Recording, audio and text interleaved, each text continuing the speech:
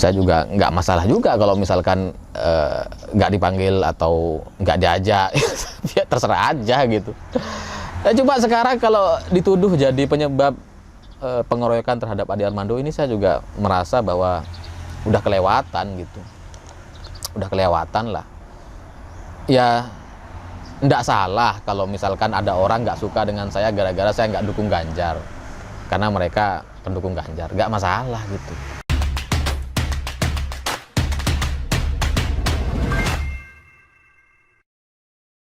Selamat pagi semuanya, selamat datang di Siwot TV.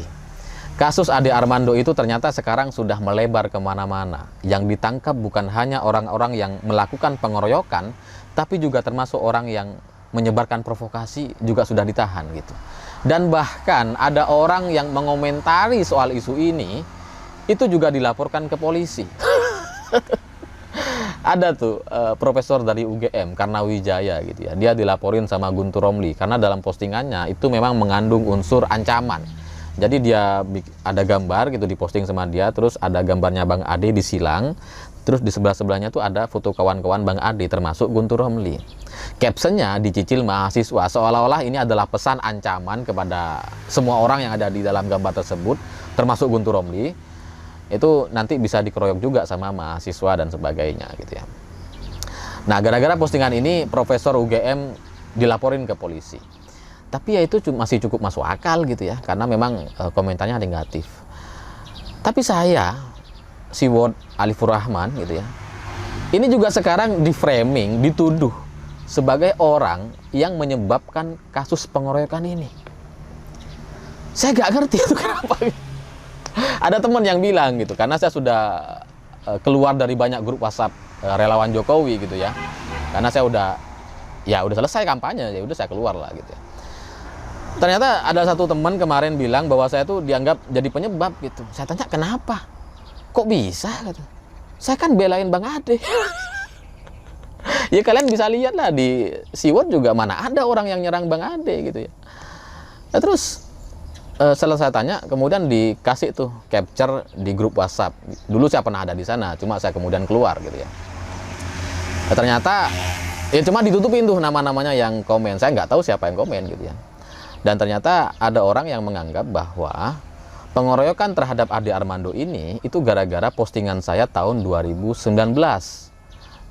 Postingan soal foto kampanye Pilpres. Jadi dulu itu ada kami lagi nonton debat Pilpres gitu ya. Terus kemudian ada yang moto dari atas. Nah, foto itu kemudian dikasih ke saya ya sebarin gitu ya di Siwot gitu.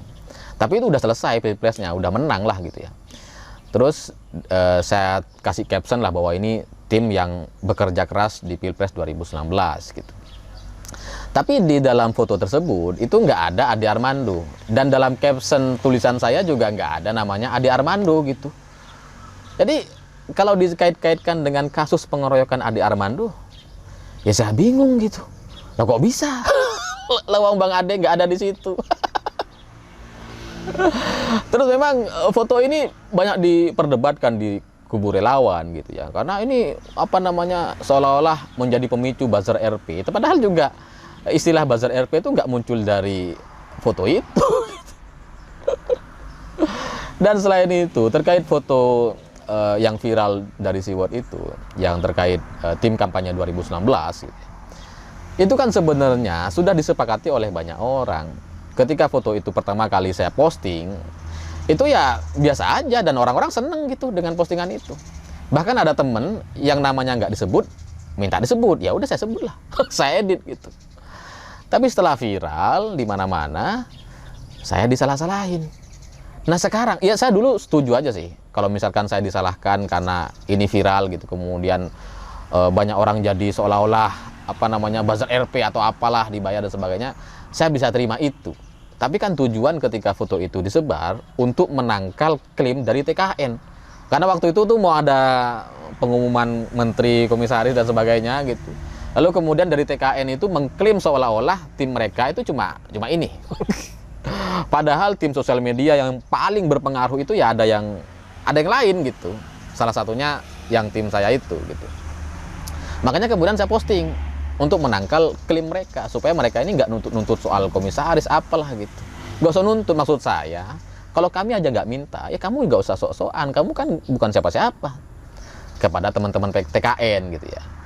Tujuannya itu, dan itu juga awalnya disetujui gitu, bahwa kemudian belakangan menjadi viral, dipermasalah digoreng-goreng sama kubu sebelah gitu ya.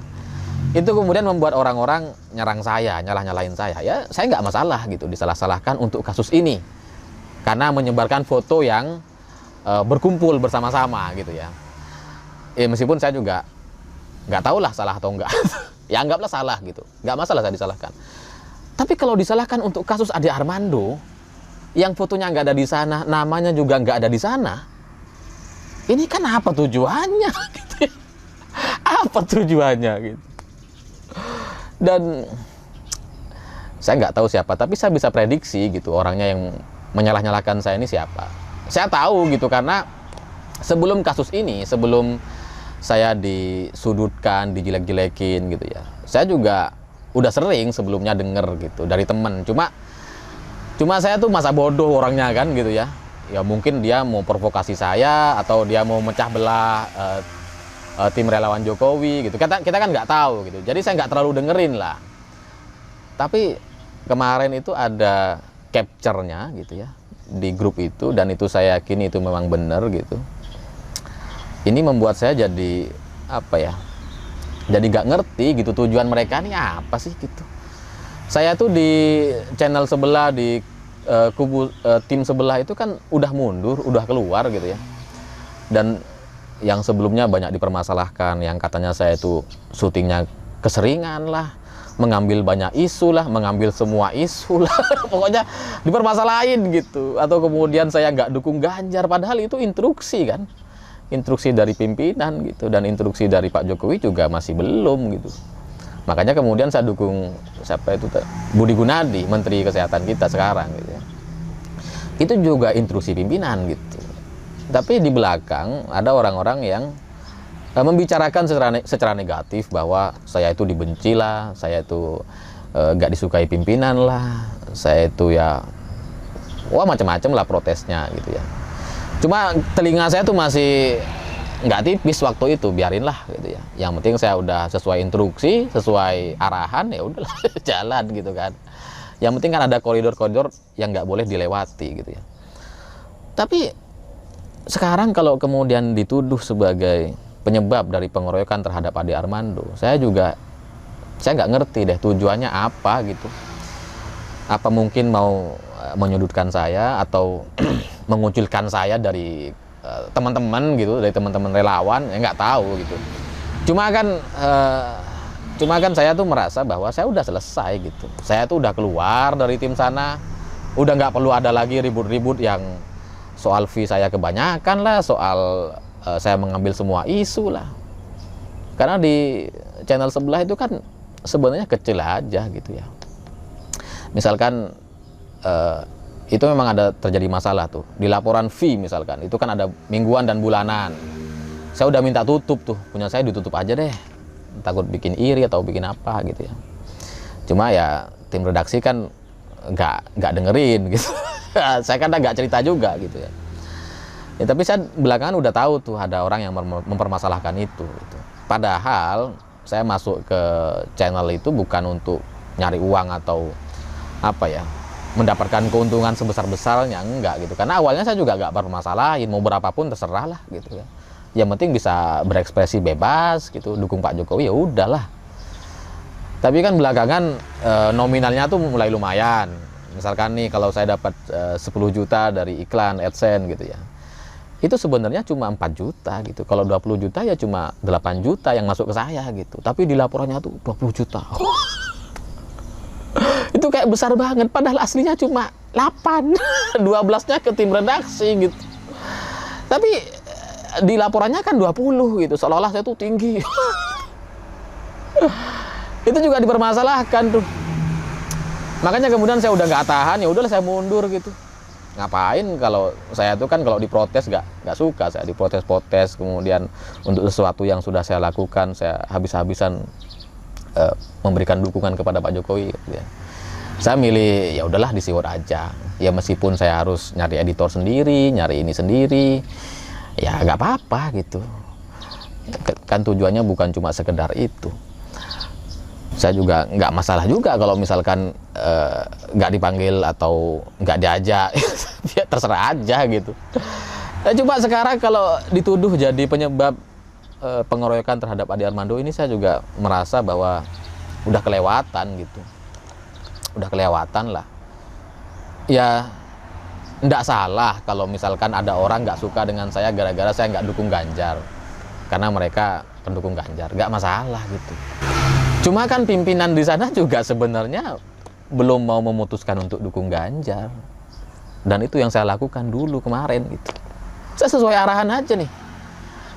Kalau belum ada calonnya, ya udah kita bebas dulu.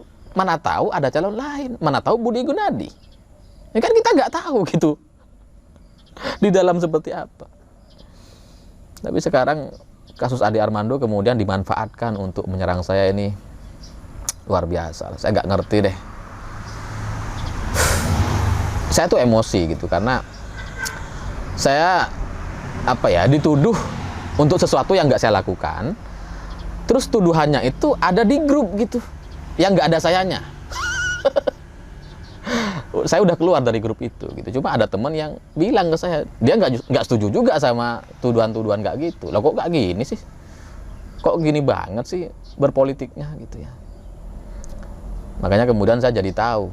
Seandainya saya nggak dikabarin, saya nggak tahu gitu. Tapi ya saya bersyukur juga dikasih tahu. Oh ternyata memang ada orang yang sebenci itu ke saya. Dari kalangan relawan Jokowi gitu. Yang saya nggak tahu masalahnya apa. Ya saya ini apa sih? Saya udah tinggal di desa, nggak kenal siapa-siapa di Jakarta. Ya kenal lah beberapa gitu ya. Cuma kan saya bukan orang yang kalau ke Jakarta itu harus ketemu banyak orang, harus rutin ke sana, rutin ke Jakarta. Saya nggak pernah gitu. Saya tuh tipikal orang yang ya udah kerja aja gitu di desa sebagai orang desa. Kalau dipanggil ke Jakarta ya saya datang. Kalau orang-orang Jakarta nggak inget saya, ya udah. Ngapain saya datang-datang terus, nggak ada gitu. Jadi apa sih yang dipermasalahkan dari saya nih? Nggak ngerti saya gitu. Saya udah tiarap, udah keluar dari grup itu, udah ya di desa gitu. Nggak ketemu pejabat. Ya ketemu kalau diundang, kalau nggak diundang saya diem gitu. Nggak kayak mereka yang di Jakarta kan bisa punya akses lebih sering ketemu gitu ya. Ini masih juga kayak mau disudut-sudutkan terus gitu. Saya sengaja bicara ini karena saya tahu ada orang-orang yang butuh penjelasan saya di grup itu, dan saya nggak bisa menjawabnya secara terbuka di grup gitu karena ini bahasan grup. Tapi kalau saya mau klarifikasi ke satu orang gitu juga repot gitu. Nanti dikiranya saya rempong, nanya-nanya siapa. Saya bukan tipikal orang nggak gitu. Saya ingin menyelesaikan kasus ini ya cukup sampai di sini gitu. Buat yang butuh penjelasan ya ini penjelasan saya. Buat yang tidak membutuhkan ya terserah gitu. Dan buat teman-teman yang mungkin nggak tahu permasalahan ini, nggak ada dalam grup tersebut ya karena grup WhatsApp dikit ya. Ya ini sebagai pelajaran aja bahwa kasus Ade Armando itu ternyata sudah melebar kemana-mana, dimanfaatkan untuk banyak dimanfaatkan untuk banyak kasus, bahkan itu dijadikan alat untuk menyerang, menyudutkan saya. Ya begitulah politik gitu ya. Bahkan yang dalam satu jalan, satu tujuan pun ada sikut-sikutannya. Yang bahkan saya nggak ngerti apa gitu. Kalau saya jadi komisaris, jadi menteri mungkin, jadi wakil presiden gitu ya, mungkin saya diiriin gitu sama orang. Saya orang desa, udah bikin channel sendiri, udah sendiri. Masih disudut-sudutkan, nggak tahu lah. Tapi ya sudahlah, semoga semoga ke depan ini menjadi lebih baik gitu ya. Karena saya lihat orang-orang kalau saya ke Jakarta juga kayak gak ada masalah, entah itu pura-pura atau gimana gitu ya. Tapi setelah video ini saya juga akan pura-pura gak ada masalah. Yang penting saya udah jelasin, dan orang yang mau mendengarkan, yang butuh penjelasan saya itu udah cukup gitu, supaya ya saya nggak mau juga disudut-sudutkan, disalah-salahkan untuk kasus Ade Armando ini dan melebar kemana-mana gitu. Saya pikir itu. Terima kasih sudah menonton. Begitulah kura-kura.